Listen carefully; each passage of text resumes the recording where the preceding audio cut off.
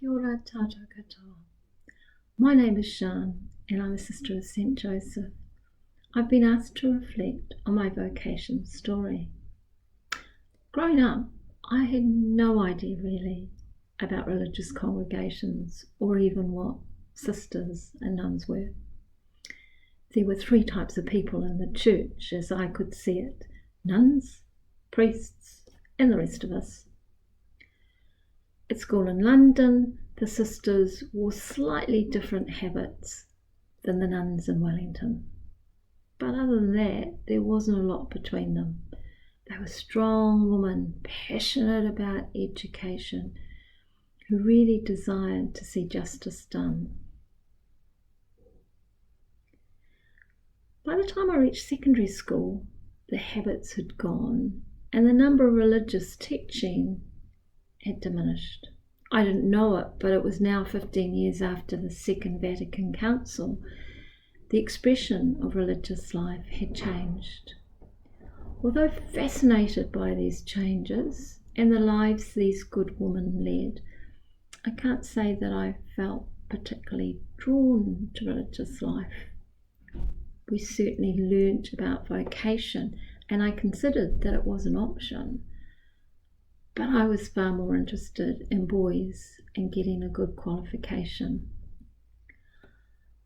I'd love to tell of a moment when I knew that I was being called to religious life as a sister of St. Joseph, but I can't. It was a slow stirring of the spirit. Finishing my degree, I worked for the church and diocesan youth ministry for some years before completing my teaching qualification. I then headed to a state school for my first job.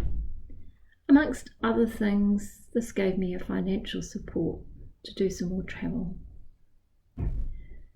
During this time, there was a certain restlessness within me.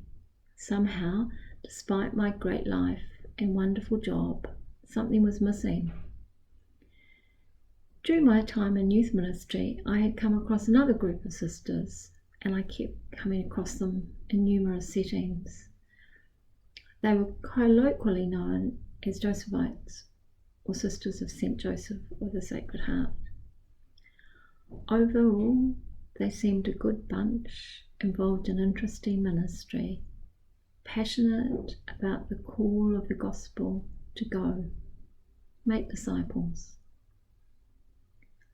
On the whole, they were full of fun, and they were full of service.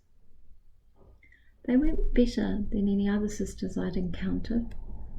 In fact, they weren't basically that different at all, but with them I felt at home. Somehow the stirring within them reflected the stirring within myself. A stirring for something more, a stirring for living my baptismal life in community with others, free to serve where there was need. And then one day a friend, a priest who I'd known for some time, asked me a question: have you thought of religious life? It was not an instant yes, but it was the beginning of a deliberate time of reflection, of asking how God might be calling me. How would I live my baptism in the way that I could be best me? As the ad says, it didn't happen overnight, but it did happen. I realised that this restless stirring was an impulse to say yes, to living out my baptism within the community of the Sisters of St. Joseph. The rest, as they say, is history.